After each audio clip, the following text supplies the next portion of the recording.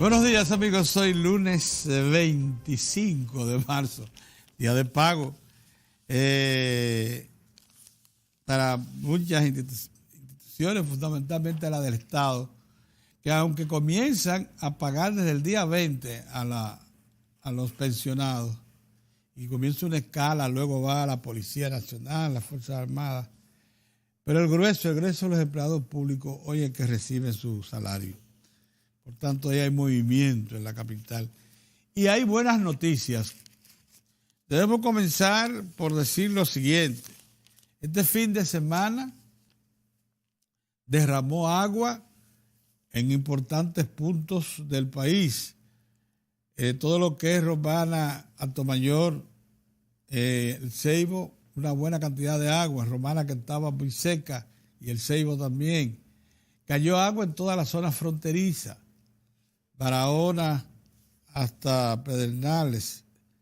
Barahona hasta Pedernales por un lado, y de Jimaní hasta muy cercana de Jabón, en las estribaciones. Cayó agua en el centro del país. Y dice Manuel González Tejera Manegonte que los indicadores de clima son de que va a caer agua también en la línea de aquí al jueves, porque hay señales de que se va a mover una vaguada en esa zona para que permita la precipitación.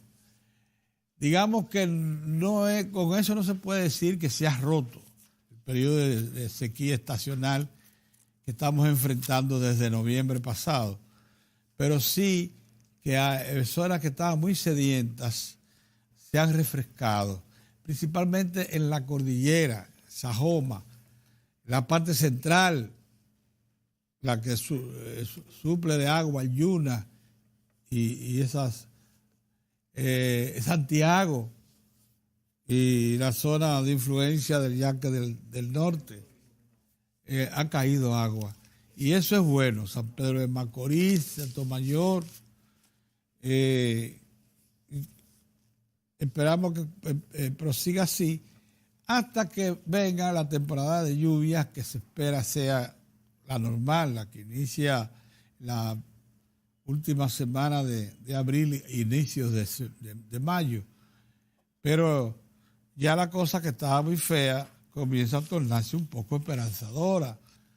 La situación es esa. Otra noticia buena es que sábado y domingo Punta Catalina estuvo en línea con 150 megavatios, con una característica muy estable, por cierto, pero también con una situación enteramente nueva. Comenzó a quemar carbón de su primer molino. Esa energía se produjo con carbón esencialmente. Uno de sus 3 molinos está ya procesando. Se podría incorporar un segundo si la producción pasa de los 150 megavatios, entonces tendría que agregarse un segundo molino a moler carbón para alimentar la gigantesca caldera que suple de calor a cada planta tiene su caldera. La unidad número 1 tiene su caldera. Miren, ya en esa unidad, en la número 1, se comienza a sentir sus efectos. Dicen todos los usuarios de EDESUR que la estabilidad que eso le ha dado al sistema en la región del sur es notable ya cuando está en esos 150, 100 megavatios. El sábado estaba en 147 en la tarde y amaneció así. Siguió, aunque las pruebas siguen. Acuérdense que la capacidad nominal de esta planta son 320 megavatios. Las pruebas van a seguir. Pero cuando tan pronto Punta Catalina 1, como le diríamos a esta unidad, sobrepase los 150 megavatios, ya en los 150 se convierte en la planta más grande del país, comunidad productora. Imagínese usted cuando alcance los 320, entonces será ya no la planta más grande, sino el sustento básico de un sistema, porque cuando usted lanza 300 megavatios al sistema interconectado, usted está entonces hablando de una energía que le da una estabilidad enorme a todo el sistema. Así como lo hace demasiado dependiente. Por eso es importante que esta planta, estas dos unidades de 320 megavatios de Punta Catalina, sean energía firme. Firme quiere decir que es con estructuras que no están supuestas a salir de servicio por cualquier avería menor. Las plantas termoeléctricas que se alimentan con carbón son sólidas y se mantienen en servicio constante, firme, consecutivo, sin tener que tomar descanso que no sea para la limpieza que se hace con la periodicidad que indican los constructores. Eso tiene un valor enorme. Que usted tenga 690 megavatios que van a ser en su momento, lo que van a disponerse de la central, firme, proveniente de un solo centro de generador. Mire, eso le va a dar al sistema una estabilidad y una solidez extraordinaria. Bien, otra noticia que yo creo que debe sernos de mucho interés es que anoche arribó al país el segundo hombre del gobierno de la República Popular China, junto con una delegación de 35 funcionarios de primera línea. Este señor Hu Chunhua es miembro del Buró Político de China y vicepresidente de la República. Es el hombre más importante que ha llegado al país. Vino directo desde Uruguay en un vuelo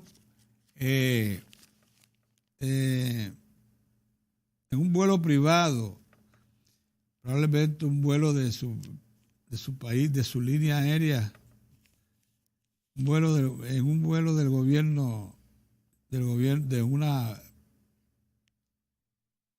una nave del gobierno chino. Arribó a las 7:40 de la noche por el aeropuerto de las Américas. En el aeropuerto el alto funcionario fue recibido en el Salón de Embajadores por el embajador de China en República Dominicana, Zhang Run, el viceministro de Relaciones Exteriores, Carlos Gabriel García, dominicano, y funcionario del protocolo del Departamento Aeroportuario. Él va a ser recibido por el presidente de la República porque inicia inmediatamente una tanda de reuniones de trabajo importante. Este hombre tiene una alta capacidad de decisión. Va a ver al presidente de la República y a otras instituciones. Vamos a ver, a estar muy atentos, porque esto coincide también con la fructífera visita del presidente Danilo Medina a la península de la Florida, a la casa de descanso del presidente Trump, que le dio una serie de garantías al gobierno dominicano importantísimas. De eso vamos a hablar también. Pero una cosa que destaca, otra noticia que destaca y que debe ser especialmente analizada por nosotros los dominicanos, que a veces nos dejamos llevar mucho de la campaña de los medios informativos nacionales e internacionales que responden a intereses.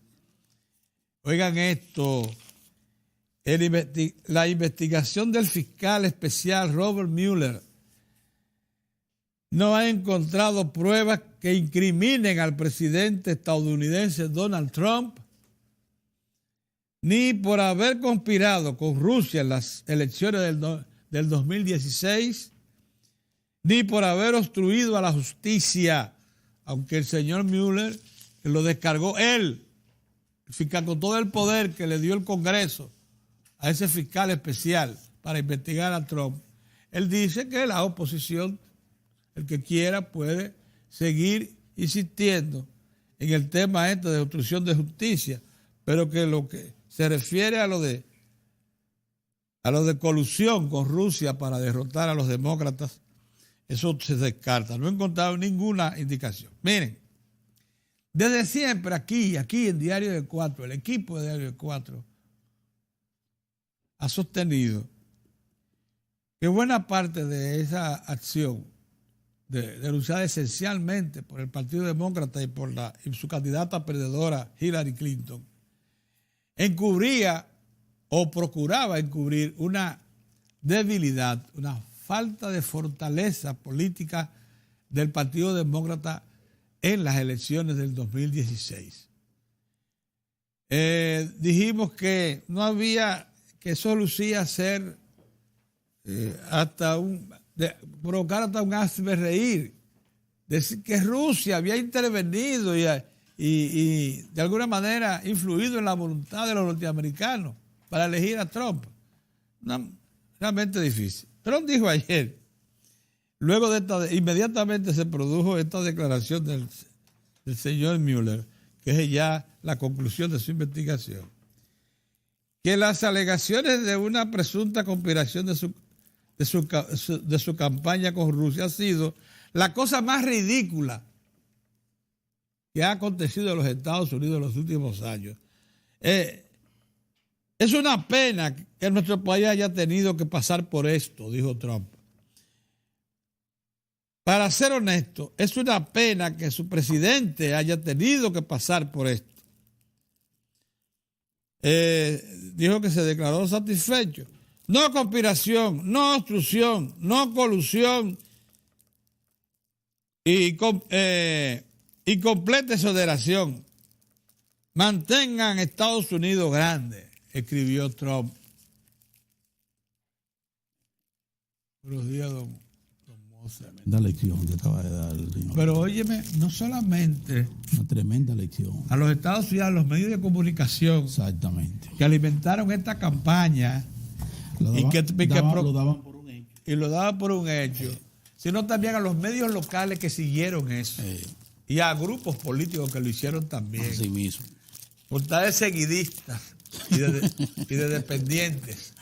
Más de la cuenta, de graciosos. De gracioso. Porque esto es una lección fuerte que nos debemos llevar todos. Una gran lección. Ya, como también nos debemos también llevar como lección que a las famosas redes sociales, que aquí muchos líderes políticos le asignan un poder catastrófico sobre cualquier ambiente político porque lo desarman y lo ponen a su servicio, cada vez pierden más incidencia y credibilidad. Y no es verdad que van a hacer desaparecer los medios de comunicación impresos sólidos. No es verdad. Bueno, tienen que provocar, como confesaba este fin de semana Miguel Franjul, reformas, ¿verdad? En los estilos de trabajo de los medios escritos, porque es verdad que crean corrientes de opinión y que son masivos los que están en las redes. Pero casi siempre lo que usan son falsos argumentos, falsas noticias para tratar de influir en la mente de la gente y en la voluntad de la gente. Entonces, ya eso está demostrado. Y esta investigación del señor Robert Mueller, el fiscal especial que investigó usando todos los recursos que le asigna el poder y el Congreso, penetró todas las instancias del poder de Estados Unidos, no encontró indicación de que el señor Donald Trump se coludió, hizo algún tipo de arreglo con las autoridades rusas para influir en el proceso comercial. Óigame, eso es grave porque aquí hubo mucha gente que dio eso por un hecho, medios de comunicación que editorializaron diciendo que por ahí venía la hecatombe y que el señor Trump tenía su día fijo, su fecha de perder el poder y de ser objeto de un impeachment. Sí. ¿Tú no viste eso? Yo vi todo eso, sí, Pedro. Miren, tremenda lección. Seguirán las elecciones. Mira, Moza, te dije que este fin de semana Punta Catalina no solamente estuvo sirviendo 150 megavatios, sino que ya con carbón, con su primer molino, moliendo carbón y entregándoselo a la caldera. Eso tiene un valor inestimable. No hubo vibración. La caldera quemó con absoluta... Ya 150 es considerable. No, ya es la más grande. Es la más grande, sí. 150. Un poquito menos de la mitad de su capacidad. Ya Punta Catalina es la más grande productora de energía del país. De la comunidad. 150. Qué bueno, qué bueno. Sí. Y la otra que cayeron unos cuantos. Cayeron unos chubacos buenos. Sábado y domingo. Incluyendo a Villa Altagracia. Pero no el centro. El centro, justo todo el centro. Sí. Y un poquito allá en la línea noroeste también. Pero tú no sabes que en Barahona, Bauruco, Pedernales y también de Jimaní hasta Dajabón, en las estribaciones. En las estribaciones. Y, es una buena noticia. Y me dicen que en la Romana, que había caído 1 milímetro en lo que iba de mes, cayeron 22. Pedro, a mí me gustaría como que... Atomayor, Higüey. Miren, la situación tiene que cambiar. Ahora bien, mira, yo creo que lo que sí fue una visita sorprendentemente importante y aleccionadora para la nación dominicana fue la visita del presidente Danilo Medina a Miami, a la Florida, a la casa de descanso del presidente Trump. Esa visita es aleccionadora, pero en muchísimos planos. En primer lugar, no es verdad que el logro de Trump le llamó la atención al presidente Medina porque estableció relaciones con la República Popular China. El tema ni estuvo en agenda, Tontería. Oye, no es verdad tampoco que le advirtió que las inversiones grandes aquí solo estaban reservadas a sus socios principales, los Estados Unidos. Le digo nosotros queremos la misma oportunidad que usted le dé a los demás. Por supuesto. Pedro, bueno, sigue, continúa, hermano. Y esto, lógicamente, llevó al presidente entonces a hacer los planteamientos que interesan al país. ¿Cuáles son los planteamientos que interesan al país? Número uno, bueno, que así como hizo el gobierno, la administración del gobierno norteamericano, que le permite a Canadá y a México producir botas, uniformes para las Fuerzas Armadas de los Estados Unidos, que a la República Dominicana se le permita también. ¿Saben ustedes por qué? Si ustedes no sabían. Nosotros somos el cuarto mayor exportador de calzados a los Estados Unidos de América. Desplazamos a Brasil. Y la calidad de las botas, precisamente de las botas militares y de trabajo nuestras, son comparables a las de cualquier otra nación. Además tienen marcas. Y no hablemos de confecciones, porque aquí se hace la confección que usted pida, la que usted reclame. Y empresas norteamericanas. Y empresas norteamericanas de calibre. Primera cosa. No es justo que los Estados Unidos también hagan excepciones a algunos países a los que le impone un 20% de impuestos por importación de acero extranjero y que Puerto Rico no lo haga a nosotros.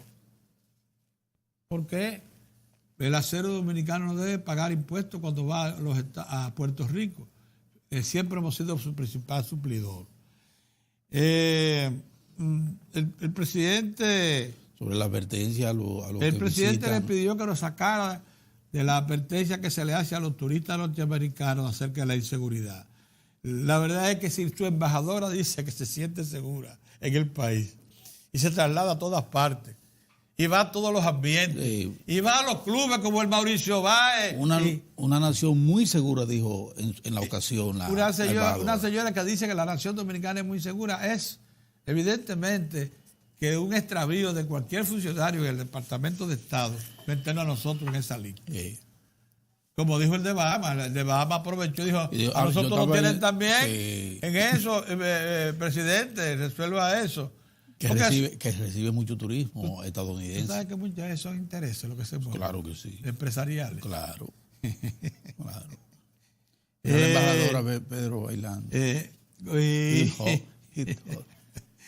A su vez, de crear una cuenta de... Mira, el presidente pidió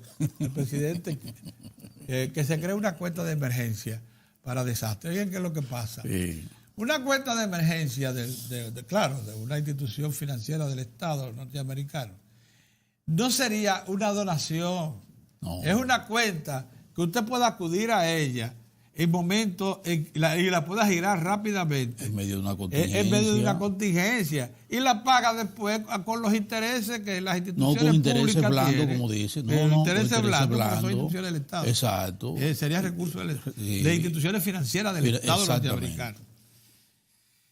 En fin, que yo creo que el gobierno sacó mucho provecho de esta reunión y además nos aleccionó a todos, porque aquí se hicieron todo tipo de lucubraciones. Pero sacan un poquito aparte a nosotros, Pedro. Nosotros sí sabíamos que esas cosas... Nosotros, con humildad, pero nosotros no estuvimos en ese paquete, Pedro. Ni nos hemos metido en el paquete que coloca a Trump como un ogro. Sí, y como un bueno para nada. Para nada. Como dicen algunos, en forma irresponsable. No. Nosotros le tenemos respeto al presidente de los Estados Unidos. Y tú sabes lo que tú sabes hasta dónde llegó esa junta del presidente. Le dijo, presidente, no tenemos un problema serio con Haití. Oiga, ¿usted sabe lo que le dijo el presidente Danilo Medina al presidente? Sí. No tenemos un problema serio con Haití. Sí. De seguridad. Y es verdad que lo tenemos. Y de diferencia. Entonces dijo, a mí me sorprende que exista tanta diferencia, dijo Trump, en el plano económico y social. Yo también estoy preocupado. Él le dijo al presidente, yo también estoy preocupado por esa situación. ¿Qué quiere eso decir? Que si nosotros aprovechamos esta coyuntura para plantear el tema haitiano, probablemente Estados Unidos dedique especial atención a este asunto y nos ayude a ambos a afrontar un tema que pues, hemos dicho aquí es la principal preocupación de nosotros los dominicanos. La principal preocupación de nosotros los dominicanos es el tema haitiano, porque revela que en la República está atada al destino haitiano, y el destino haitiano, como todos sabemos, es inseguro. No ofrece perspectiva de solución económica, social e institucional. Es un pueblo que es agrupado ciertamente, pero no tiene objetivos claros, que lo haga predecible. Tú no puedes decir que la democracia y la organización de Haití como nación es predecible, o sea, va a alcanzar algún nivel de suficiencia. Eso no lo sabe uno.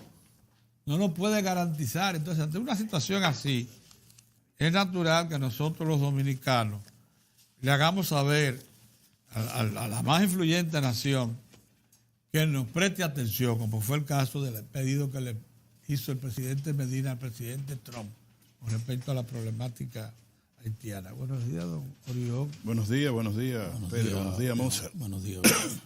Bueno, toca a mí. Yo pienso que eso es injusto porque yo acabo de llegar. No, pero es bueno porque tú tienes un compromiso temprano, lunes en la mañana. Imagínate tú cómo te están esperando allá en el banco. Gracias. Gracias, amigo, por estar con nosotros en Diario de 4.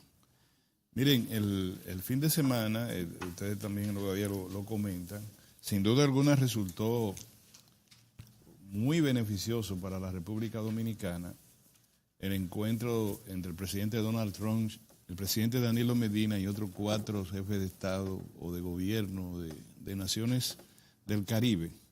En lo que respecta a nosotros, permítanme destacar mucho lo que le llaman el trato prioritario en materia de inversión que Estados Unidos concederá a la República Dominicana y a los otros países presentes. Esa organización, la OPIC, que le llaman, es una organización fundada en 1971, que es una organización que impulsa la economía privada de los Estados Unidos en el exterior. Así es. que se encarga, entre otras cosas, de dar ayuda o no, vamos a decir incentivo, estímulo a la inversión dirigida a los países donde Estados Unidos quiere ampliar sus relaciones de tipo comercial y político. Instituciones financieras para intervenir. Ofrece un seguro para los préstamos a instituciones financieras y otras facilidades de tipo fiscal y de logística, se le llama. Entonces, en 3 meses, aquí en la República Dominicana, según prometió el presidente Trump, el presidente Medina y a los demás convidados a esa reunión, estaría en la República Dominicana una misión explorando posibilidades de inversión. Yo pienso que ese es, como se señaló en el periódico Nacional en su editorial de ayer, el punto de inflexión para que la República Dominicana retome las iniciativas pertinentes para reducir el déficit en el intercambio comercial con Estados Unidos. Todos los elementos que se afloran en el día de hoy apuntan a que es el mejor momento para que se tomen medidas a corto, mediano y largo plazo, a corto y mediano plazo, para reducir aún sea en un porcentaje importante ese déficit que sobrepasa los 4.000 millones de dólares. En sentido general, la República Dominicana, y cuando hablo de la República Dominicana, me refiero también al gobierno y al sector privado, pero básicamente quienes generan la posibilidad de intercambio comercial de bienes y servicios es el sector privado, ¿correcto? Así es. En sentido general, no hay vocación de mejorar la balanza comercial en la República Dominicana, vocación, porque generalmente nosotros tenemos un empresariado que se conforma con el mercado interno. Cuando el mercado interno se expande, como ha ocurrido en los últimos, de manera sostenida y fuerte en los últimos 6 años y de manera continua en los últimos 15 años, cuando se expande, pues es como tú decías en tu caja, no, yo nada más necesito para comer y un poco más. Yo no tengo problema. Cuando hay esa visión, entonces tú tienes los resultados que tú ves en las cuentas nacionales, donde nosotros tenemos la canasta del intercambio comercial compuesta por importaciones y exportaciones es 80-20. No, es 60-40. No, búscalo, no es así. O sea que nosotros exportamos 6.000 millones. No, nosotros. Pero eso es para Estados Unidos. Yo refiero global. La global, global. Nosotros son 20 millones y nosotros exportamos alrededor de 13 mil millones, Pedro. Sí. Es decir, importamos, perdón. Pero la gente no entienda que eso es malo. Nosotros importamos mucho porque la economía crece. Es una cosa muy extraña. Rarísima. Nosotros importamos mucho bienes y servicios porque tenemos con qué pagarlo. Tenemos con qué pagar. Es más, y cuando no importamos y cuando bajan mucho las importaciones, se produce entonces un déficit en la balanza comercial. Claro, eso es así. Entonces, en la cuenta corriente de la balanza de pago es que se produce el déficit. En la cuenta corriente de la balanza, sí. Oye, lo que pasa, cuando bajamos la importación, contrariamente a que se produce un superávit en la cuenta corriente. Y cuando importamos mucho, el déficit se incrementa. Pero aunque tú no lo creas, Pedro, una cosa muy extraña, aunque tú bajes el nivel de importaciones, sube el déficit, porque también bajamos el nivel de importación. Porque ¿qué importamos nosotros fundamentalmente? Materia prima, elementos agregados a la producción, a los servicios. Y cuando tú bajas eso, te baja toda la capacidad de la economía. O sea, esto creo que fue el doctor Giuliani Curis, el licenciado Giuliani Curis, aquella vez el padre, quien nos hizo esa explicación hace 20 años y la comprendimos muy bien. Es decir, es una de las pocas naciones que no se puede medir ningún nivel de negativo cuando incrementan sus importaciones, como por ejemplo Estados Unidos con China, que la guerra es porque Estados Unidos importa más de China que lo que vende. Así es. Pero nosotros cuando importamos mucho quiere decir que la economía está creciendo. La economía cada vez que crece, crecen las importaciones. Así es. Ahora, hay una cultura de no exportar debidamente. Acuérdate, Pedro, yo estuve en ese sector, hace más de 20 años, mucho más, que todavía nosotros le estábamos desde el CEDOPEX en ese momento y nos conformábamos con el mercado interno porque nos estaba protegido. Nosotros en un mercado protegido, no, pero mucho más. 40 años nosotros tuvimos un mercado, 90. ¿Cuántos son 90?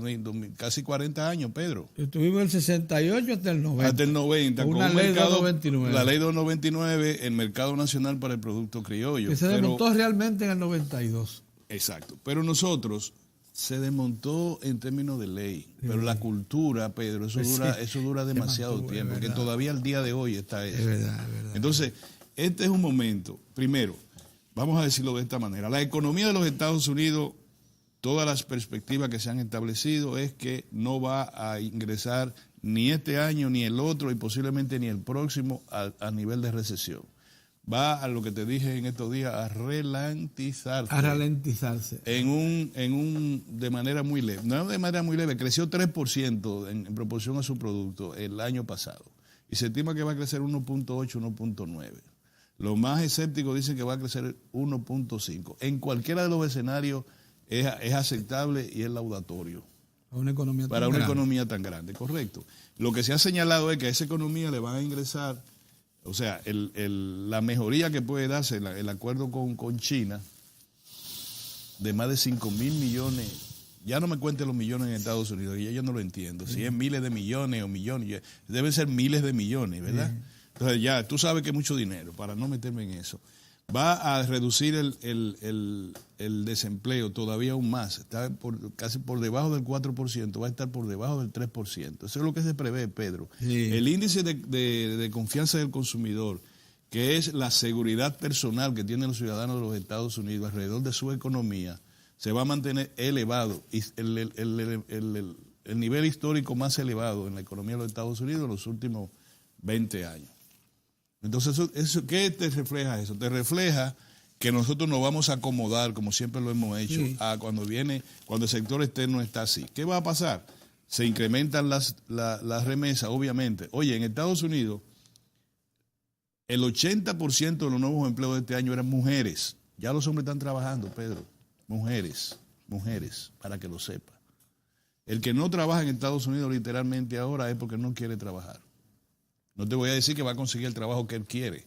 Lo que te digo es el que no trabaja en Estados Unidos en capacidad y perteneciente a la población económicamente activa es porque no quiere trabajar. No hay otra razón. ¿De acuerdo? Porque el desempleo es porque hay pleno empleo en los Estados Unidos. Eso es lo que se señala, ¿verdad? Entonces, ¿cómo nosotros nos acomodamos aquí? Bueno, nos acomodamos con la remesa, nos acomodamos que va a incrementarse el turismo, en la perspectiva que se establece, aunque en el escenario más bajo se va a mantener. Y ahora estamos hablando de un incremento sustancial de la inversión extranjera directa proveniente de los Estados Unidos, que por cierto es el principal inversor de la economía dominicana. Estamos hablando entonces de que si el presidente de los Estados Unidos, que la reunión, ustedes no sé si lo destacaron, era del más alto nivel, no fue una reunión para un café en la casa del presidente Trump. Fue una reunión donde estaban los representantes del Consejo Nacional de Seguridad, funcionarios al más alto nivel estaban ahí. Entonces, de manera que no estamos hablando de un encuentro cualquiera entre repúblicas bananeras. Estamos hablando de que los jefes de Estado fueron tratados con políticas globales que puede tener Estados Unidos para su beneficio. Yo no digo que no. Yo lo que digo es que eso beneficia a la República Dominicana. Lo que falta en Estados Unidos con nosotros es reducir, ni siquiera nivelar. Y somos el único país del Acuerdo de Libre Comercio, el DR-CAFTA, que tiene tan acentuado déficit comercial con los Estados Unidos. Pero lo tenemos déficit comercial también no falta, condición atribuida a nosotros. Si somos una economía creciendo y donde compramos en los Estados Unidos y en China, fundamentalmente. Entonces, si somos una economía, el que crece compra. El que es pobre no compra. El que depende mucho de materias primas y de materias primas semiterminadas, olvídate que va a incrementar su... Entonces, ¿qué es en el plano externo, en materia de exportación, qué es lo que ha crecido? La manufactura de zona franca. Y tiene una razón, tiene una conexión con los Estados Unidos. Ha crecido porque la economía de los Estados Unidos ha crecido. Entonces, el empresariado dominicano que está todavía cheleando, es como el papá mío en la farmacia. Papito, deje de estar con eso. No, el cheleo, ni siquiera una caja registradora, porque es que su mentalidad no le daba para más. Y el negocio creciendo y él... Hasta que el negocio llegó a un punto y para abajo otra vez. Porque tú llega a un punto en que tú haces craft. Entonces la economía dominicana, ahora el empresariado dominicano, tiene que saber que no va a dar el gran salto hacia adelante. Sin una expresión que hace 30 años, Pedro, que nosotros estamos hablando de transferencia tecnológica. Cuando no había internet en el país, ya los técnicos dominicanos estaban hablando de tenemos que transferir tecnología. Tú hace 20 años con nosotros hablabas de las zonas francas verticales en materia de tejido vertical. Decíamos, no vamos a seguir si no tenemos la pintura, si no tenemos hacer la tela, si no tenemos el diseño. Van a seguir mandándonos un traje jean hecho que nada más lo pegáramos nosotros. Sí, porque con un diseño de corte venido de allá, tú cortas y tejes ya. O sea, no participa ni en la hilaza, no participa en el tejido, en la producción del tejido. Aquí solo se hace tejido de punto. La mayor parte de las telas son importadas, que se procesan en zona franca. Lo otro que nos obliga a reflexionar hoy, Pedro, y es bueno que reflexionemos para que dentro de 10 o 20 años otra gente pueda decir lo que nosotros estamos diciendo ahora. Yo te dije que hace 20 años tú te referías a eso. Sí, es verdad. Entonces nosotros, este programa no está para cosas inmediatas, que no sean sustanciales. Esto es inmediato, pero es sustancial. Y yo quisiera llamar la atención sobre el hecho de que nosotros necesitamos los niveles educativos del país. Ya yo no sé si es que tenemos que hacer un pacto, ya se hizo, ya esto, ya lo otro. A mí me parece, Pedro, y yo vengo como hoy muy reflexivo, que del ámbito de educación no pueden salir dos precandidatos. Mozart, si nosotros hemos hecho un esfuerzo tan grande con un acuerdo para darle el 4.5 en una economía pobre que tiene un déficit que el gobierno lo ha reducido de prácticamente en términos absolutos de más de 200.000 millones de pesos, lo ha reducido a 70.000 millones de pesos en 2 o 3 años. Y se ha acordado decirle, mire, le vamos a dar al sector educativo el 4%, como manda la ley. De ese sector no pueden salir dos precandidatos, Pedro. Yo pensando, no pueden salir. No deben. No deben salir. Dos precandidatos no deben salir. Y se atreve a salir un tercero, un cuarto. Eso no puede ser. Eso no puede ser. No es una buena señal. No es una buena señal. Y se lo digo a los dos que son excelentes amigos de nosotros, excelentes amigos nuestros. No puede salir ahí dos candidatos, no puede salir. Y le voy a decir una cosa. Nosotros queremos compararnos con Singapur, y es verdad, debemos compararnos, Pedro. Si tú lees la historia de Singapur, en el 65, 70, lo mismo que Corea del Sur. Es más, lo mismo que Taiwán, con todo respeto. Eran aldeas de gente descalza, arreando ellos mismos en lugar del caballo, ellos mismos arreando. Y todavía tenemos en las películas, esta juventud debe ver, que ven en China y en todos sitios, en las ciudades, que la gente la cargaba a uno en el lugar del caballo, en la carretera, un hombre amarrado, huyendo con cargas y con personas, acarreando. ¿Qué llevó a Singapur a hacer lo que es hoy, Pedro? Singapur no tiene nada que producir, absolutamente nada. Sin embargo, plataforma petrolera construye, Pedro. Plataforma petrolera. De esas que van prometidas por el mar. Hay un lugar estratégico del mar de Asia. No importa. Igual que nosotros, que estamos en un punto estratégico del mar Caribe. Pero ¿qué fue lo que lo llevó? La educación, Pedro. Invertir en la educación. La educación. Nosotros tenemos que hablar, estas que hablan tanto, nosotros tenemos que hablar ya, decir, miren, ok, ya no cuenten con esta generación. Esta generación tiene que luchar para que generaciones futuras estén bien educadas. Un país si no está bien educado, ni siquiera vamos a poder afrontar el tema que tú hablaba con tanta preocupación, que es el tema migratorio.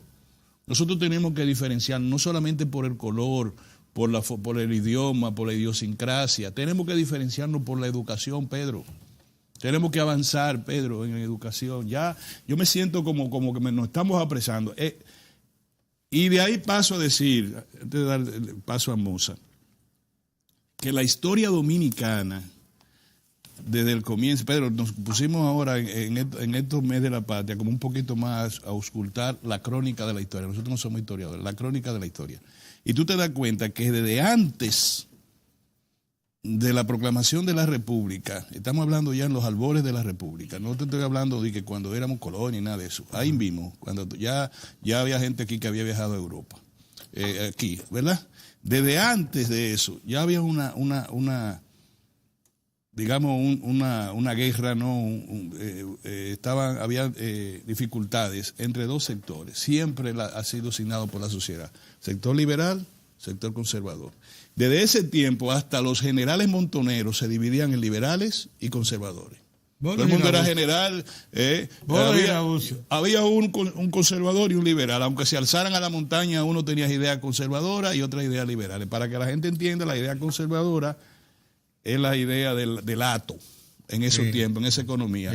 El atero, la idea del dueño de la finca es el conservador. De ahí nace el conservadurismo dominicano. El dueño está de la gente. No me expliquen a mí el conservadurismo a nivel marxista ni nada. El hato nace el conservador. En las calles, en las aulas, en las fábricas nace el liberalismo. Por eso los tabaqueros son el origen. Entonces, es correcto. El manejo... Ahora de 1860, 50. Cada quien se comporta según la posición que tenga en las relaciones de producción. El atero, el alto financista y el comerciante importador son conservadores. Los que se vinculan con la mano de obra, con una forma de manufactura, son liberales. Es así. Entonces nosotros desde ese tiempo... La historia lo define. Tú lo vas a encontrar. Duarte, ¿dónde estaba? Del lado de los conservadores. Santana, ¿dónde estaba? Y Bobadilla, Duarte del lado de los liberales. Y Santana y Bobadilla del lado de los conservadores. Y desde ahí ven tú caminando, ¿dónde estaba Luperón? Del lado de los liberales. Y tú vas viendo y tú vas buscando cada uno. ¿Dónde estaba Báez? Del lado de los conservadores. ¿Dónde estaba Trujillo? Eso es un espécimen que después lo discutiremos, porque era un pequeño burgués que no era atero ni tenía relación con la tierra, pero tenía una mentalidad hacia esa condición. Entonces, ¿por qué hablo eso? Bueno, después de la muerte de Trujillo, Pedro, los conservadores tenían el poder. ¿Quiénes eran? Cuéntenlo, Sautin. Mozart, ¿qué sabe de ese sector?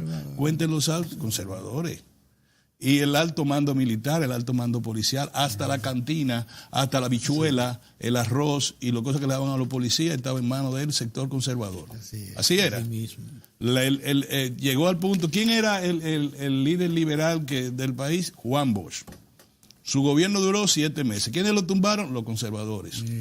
¿Es correcto? Entonces nos vamos a la revolución. ¿De quién era la revolución? ¿Era de la clase obrera, Pedro? No, era del sector liberal. ¿Quiénes integraban el sector liberal? Pequeños empresarios. Académicos. Mataron un hijo de un pequeño empresario del transporte que era liberal, el de la Compañía Nacional de Autobuses. El muchacho que mataron, no acordaremos su nombre ahora. Y la clase obrera, ¿por qué no puede ser la clase obrera dirigir? Oscar, sí, acordémonos, que lo merece. ¿Por qué la clase obrera no pudo dirigir esa revolución? Porque no había clase obrera, Pedro. Igual que en Cuba. ¿Quiénes fueron los que llevaron a la revolución cubana? La clase obrera cubana estaba más fuerte. Y porque la sociedad cubana se había desarrollado más. Nosotros, Pedro, todavía, cuando estaba la revolución, todavía, de que vamos a llevar la revolución al campo. Pedro, en el campo estaba la gente descalza. Y al Moreno le dieron un machetazo ahí. Un campesino desarrapado y descalzo, porque lo entendía su enemigo. Porque ideológicamente estaba envenenado, listo, porque no tenía educación. Y andaban descalzos. Entonces, ¿cómo tú vas a hacer la revolución en Asua? La revolución en San Francisco de Macorís, que era, por cierto, una provincia un tanto más desarrollada. No, de ahí saldría un liderazgo importante, como lo vemos en la provincia de Duarte. Pero todo esto lo señalo para decir, hasta 1978, cuando un sector liberal, ¿pero qué pasa? Un sector liberal aliado al sector conservador gana las elecciones en el PRD, ¿o no? Sí. Antonio Guzmán, ¿de dónde provenía? Un liberal de conducta y un conservador de ascendencia. Sí. ¿Es así? Sí. ¿Quiénes ganan y ya no vamos? ¿Quiénes ganan en el PRD? El sector conservador. ¿Qué pasó con todo lo que, para terminar aquí esta reflexión? Bueno, que del sector del Partido Revolucionario Dominicano, la primera gran expresión del liberalismo dominicano moderno, en su genes tenía el cáncer del conservadurismo. Sí, y cuando se rompe, sale un Frankenstein del PRD, que es el PRM, un Frankenstein. Tú no sabes lo que es el PRM, porque están vinculados los conservadores y liberales ahí adentro. Ahora, en el PLD, la mayoría del PLD viene de la pequeña burguesía, la academia y el sector liberal de la República, político. Tú no vas a encontrar grandes detentadores de riqueza. No son de izquierda porque no lo son. No. Yo nada más hablo del liberalismo como fuerza de expresión política más para mí una de mis frustraciones, por cierto, que yo creía que el PLD tenía más raíces de izquierda, no la tiene. Bueno, pues ya esos son otros 500. Pero lo que le voy a decir una cosa, lo que voy a decir ahora, cuando hablé del tema del mejor momento para las relaciones económicas con los Estados Unidos, y aquí estuvo un miembro del Poliburó político del Partido Comunista de China, ¿no es así? Sí. Con 34 personas, una comitiva de 34 personas. Tú tienes que entender que este país vale la pena. Si Donald Trump llama a su casa al presidente Danilo Medina, no importa con quién estaba acompañado. Y si aquí viene un viceministro, miembro, no es por la condición de viceministro, sino porque es miembro del Poliburó político. El vicepresidente de China. ¿El vicepresidente de China? Sí. Bueno, imagínate tú. Viceprimer ministro. Primer ministro. Viceprimer ministro. Dice aquí la crónica del periodista en el aeropuerto. Acompañado de una comitiva de 35 funcionarios del gobierno de la República Popular China, llegó anoche al país el vicepresidente chino Hu Jintao. No, él es viceprimer ministro. Quien es, según trascendió en esa terminal, se reunirá con el presidente Danilo Medina y es miembro del influyente. Oye, los periodistas que trascendió que se va a reunir con el presidente. No, se va a reunir con Mozart. Sí. Bueno, lo que quiero señalar, y ya es una reflexión del lunes, y no meterme en nada, no dejen que un partido liberal sucumba en el gobierno. Porque la historia dominicana está asignada por una gran tragedia. Los liberales pierden el pleito. Mozart, búscatelo. Así. Los liberales duran poco, Pedro, en los momentos estelares de la historia. Duarte, los trinitarios, Luperón, y los demás se descarrían, como Ulises Heró, que era liberal. Y terminamos con Montonero y terminamos con desorden, con anarquía. Esa es la historia de la República Dominicana. Ahora nosotros tenemos la oportunidad, como yo digo, el punto de inflexión para que esto cambie, señores. No permitamos que el conservadurismo más abyecto tome cuerpo en el orden social, económico y político. Y saque de la al República país del Dominicana. carril liberal, que lo ha llevado a saltos en el desarrollo económico, social e institucional. Mozart, adelante, un placer. Muy bien. Gracias. Gracias, Mozart, por permitirme. Tira para adelante. Buenos días. Quiero iniciar haciéndole una recomendación a mi gran amigo Olgo Fernández. Es Olgo, el de Olgo, sí, del Lindri. El del Lindri. Quisiera ver a Olgo con el efecto de Estado durante todos estos años, enfocado en la gestión de esa importante institución que es el INDRI, ¿verdad? Bregando con sus presas, con sus canales y ese tipo de cosas. Olgo dio ayer unas declaraciones, me parece que debió haberla dado en la mañana muy temprano o el día anterior, donde él vaticinaba toda una catástrofe y que las sequías iba a incrementarse, que iba a haber más muerte de ganado y todo ese tipo de cosas. Lo hace Olgo con toda muy buena intención y probablemente recibiendo información puntual de lo que se ha denominado la mesa del agua. Pero yo pienso que en este tipo de situaciones es muy bueno que socializar información por parte de los funcionarios se haga por los canales correspondientes y de acuerdo a las características propias de cada institución.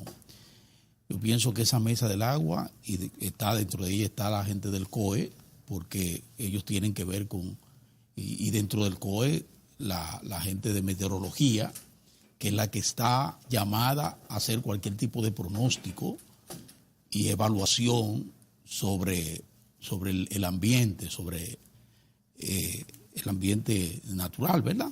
Entonces, dejarle a esa gente que sean lo que digan, que tengan que decir con relación a los pronósticos. Porque claro, mientras Olgo decía que venía una catástrofe, que se iba a incrementar, que iba a haber más muerte de reses, que se va a prolongar por más meses cayeron torrenciales aguaceros ayer.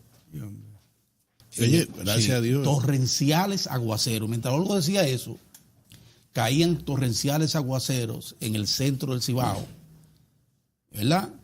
Caía una importante cantidad de lluvia también en una parte de la línea noroeste como Santiago Rodríguez.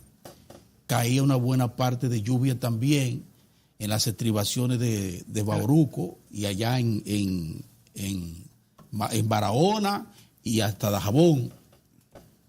Así fue. Entonces, y en Romana, y en Higüey, y en Atomayor. Entonces, cantidades apreciables de agua. Es bueno que nos aboquemos a dar información en un momento tan crucial como este, información precisa y pronóstico preciso de gente que tiene la precisión para dar las informaciones. No, que no se me ponga guapo Olgo, pero es un llamado de atención que quiero. Déjame confesarte algo. Sí. Ayer yo llamé a 2 autoridades y le pregunté, ¿de dónde sacó Olgo que esta es la sequía más grave de los últimos 50 años? ¿Dónde diablos está sustentado eso? Bueno, entonces yo no llamé a nadie, yo simplemente... Yo llamé y me dijeron, eso mismo pensamos nosotros, autoridades del sector. Yo como reportero, ¿verdad? Como dice Pedro, reivindicando siempre nuestra clase, como reportero y ciudadano, ¿verdad? Que mi trabajo es revisar los medios, revisar la información. Entonces ese tipo de información yo pienso que deben administrarse en forma adecuada para que no quede, porque ahora está quedando muy mal Olgo, por lo que le dije.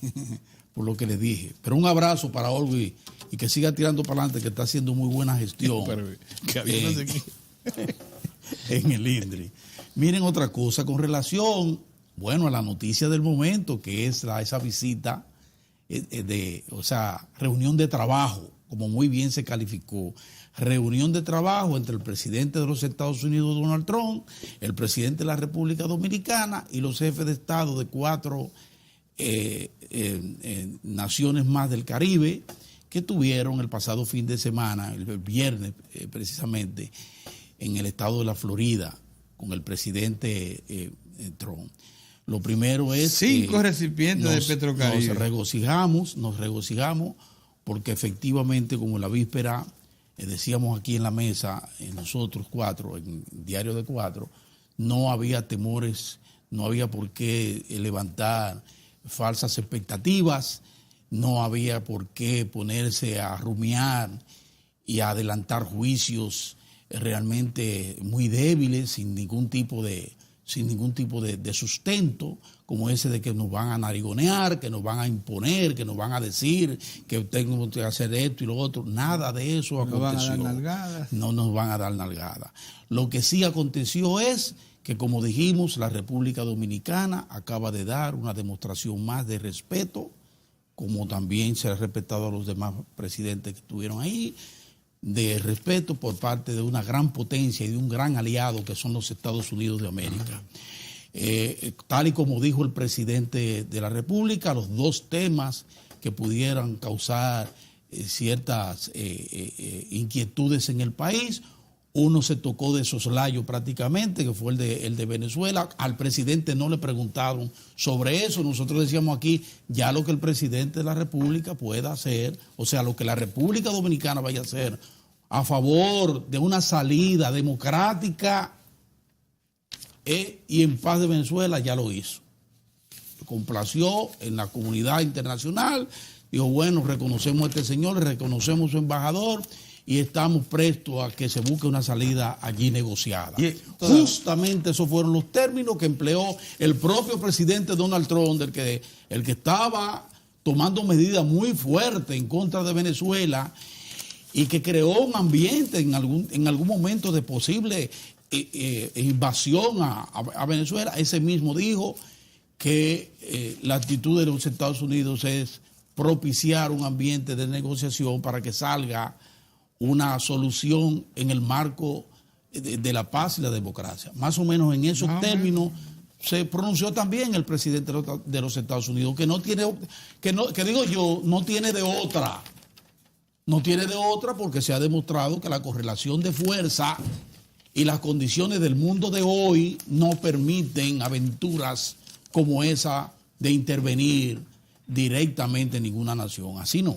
Y mucho menos una nación como Venezuela, que cuenta con todavía un buen respaldo al interior de sus Fuerzas Armadas, de una buena parte de la población y hacia afuera de naciones tan importantes como Rusia, como China, como Corea, entre otras muchas naciones. O sea, eso está claro. Entonces, eso se tocó de soslayo. El presidente dice que el tema de China ni siquiera se trató. Efectivamente, no se trató, no estuvo en la agenda, pero las medidas que se anunciaron, todas le dan respuesta a la situación que ha creado China con esa incorporación tan vehemente, tan fluida a toda la región, incluyendo a la República Dominicana, con quien estableció relaciones diplomáticas. ¿En qué medida? Bueno, porque allí Estados Unidos primero es, y el presidente lo ponderó muy bien, por primera vez en mucho tiempo Estados Unidos mira hacia el Caribe.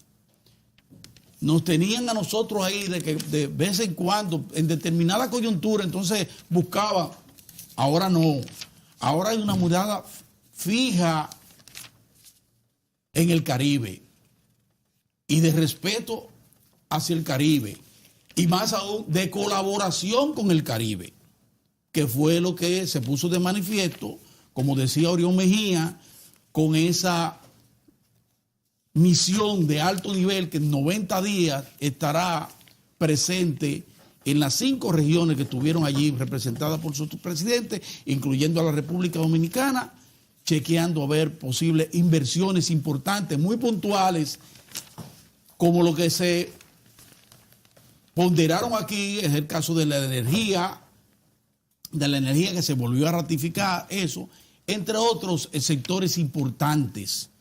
O sea, no se habló de China, pero se tomaron medidas dirigidas a llamar la atención de la región de que Estados Unidos está presto a abrir sus compuertas más para la inversión, para la cooperación en todas estas áreas y para poderle dar la posibilidad a repúblicas que van en desarrollo como la nuestra, que están en un proceso de desarrollo, que han dado pasos en firme, buscando mayores ventanales, mayores espacios para la inversión extranjera, decirle, bueno, nosotros estamos aquí, somos sus principales socios comerciales, mira lo que nosotros ofertamos aquí. O sea, lo que sacamos de esa reunión es precisamente ese elemento fundamental, vital.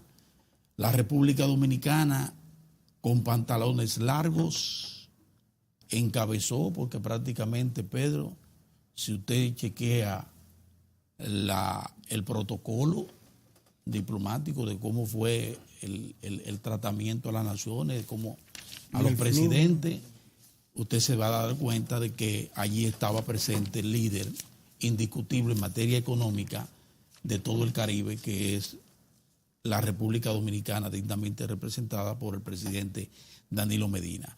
Hay que darle seguimiento, habrá que darle seguimiento a todo esto. Fíjense cómo hay hoy una delegación, llegó ayer una delegación de China, muy importante, encabezada por el viceprimer ministro y una amplia delegación que incluye empresarios y funcionarios de China que vienen precisamente en una labor de seguimiento a lo que ha sido, a acuerdos.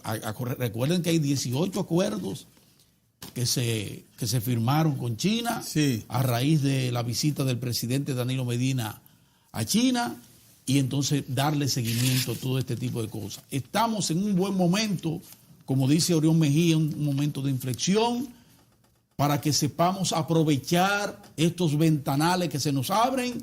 Necesitamos de un funcionariato que se ponga en eso para ser facilitadores, y al mismo tiempo necesitamos que el empresario dominicano, de lo cual esperamos su reacción, porque no hemos visto la valoración del sector empresarial a esa visita. Yo espero que en el transcurso de las próximas horas, sí, pues algún medio quizás se interese en conocer qué piensa el empresariado dominicano. Y si perdieron también, sí, el temor que se generó en la Cámara Americana de Comercio. No se dijo, está bien, que el gobierno norteamericano, pero nos me gustaría ver la valoración. Sacar los pies por la cercanía con China. Conocer la valoración que hacen los empresarios del país a esa visita y sus resultados. Eso es lo que me gustaría, porque es bueno saber qué piensan nuestros hombres y mujeres de empresa, ¿verdad? Los mayores hacedores de riqueza y creadores de empleo de la República Dominicana, los que soportan el desarrollo del país. Así es. Que nos digan qué piensan de esta visita y reunión de trabajo del presidente Danilo Medina con el presidente de los Estados Unidos y otros colegas de la región del Caribe. Y finalmente, señores, hoy está pautada la reunión del Consejo del Comité Nacional de Salario, que es el espacio donde una representación de los empresarios y una representación de los trabajadores se juntan con el gobierno a través del Ministerio de Trabajo a discutir el tema tan importante para el país, que es el tema del salario mínimo, que debe ser ya revisado. Hay en el ambiente una propuesta del sector de los trabajadores de que ese salario mínimo, el mínimo, la base sea 20,000 pesos. Ahora mismo la base alcanza poquito más de 15,000 pesos. 15,000 pesos, se llegó ahí de 7,500 en 10 años. La base era 7,500 pesos en el salario mínimo.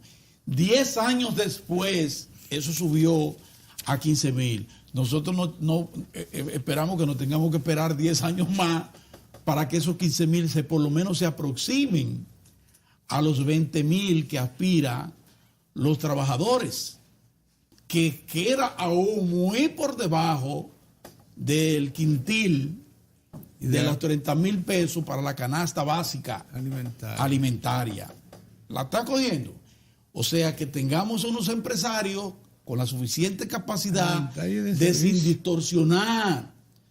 distorsionar la economía, sin crearle mayores distorsiones o crear situaciones que aumento de salario entonces se respondan con despidos, con reducción de nómina, por eso no creemos, o paralizar todo este proceso de creación de empleo que se está dando en el país, que acumulamos más de 700,000 en los últimos 6 años. Sin embargo, que entendamos que es perentorio, como lo dicen las cifras del Banco Central, el buen juicio del gobernador del Banco Central, la sensibilidad y el juicio del gobierno a través del presidente de la República, que no solo ha dicho que 10,000 pesos prácticamente no dan para una familia, sino que ha actuado en consecuencia, porque él sí, administrativamente, ya dispuso aumento en el salario mínimo en el sector público, como lo había hecho antes sectorialmente en la salud, en educación, entre los bomberos, entre la agropecuaria, médicos, etcétera. Creemos que hoy debe ser un día en que con tranquilidad, con armonía, los empresarios lleven una contrapropuesta o su propuesta y de ahí ya salga algo definitivo para ser sometido y en forma consensuada veamos cómo logramos el perentorio aumento de salario ya a nivel general, porque sería a nivel general si incluye al sector privado, porque ya, insisto, el sector público logró un aumento a través de esa disposición del presidente, que a partir del próximo mes, del 1 de abril, el salario mínimo en el sector público será de 10,000 pesos y los que ganan entre 10,000 y 20,000 tendrán un incremento de 10% y los que ganan entre 20,000 y 30,000 tendrán un incremento de un 5%. Sí, vamos a una pausa y entonces retornamos.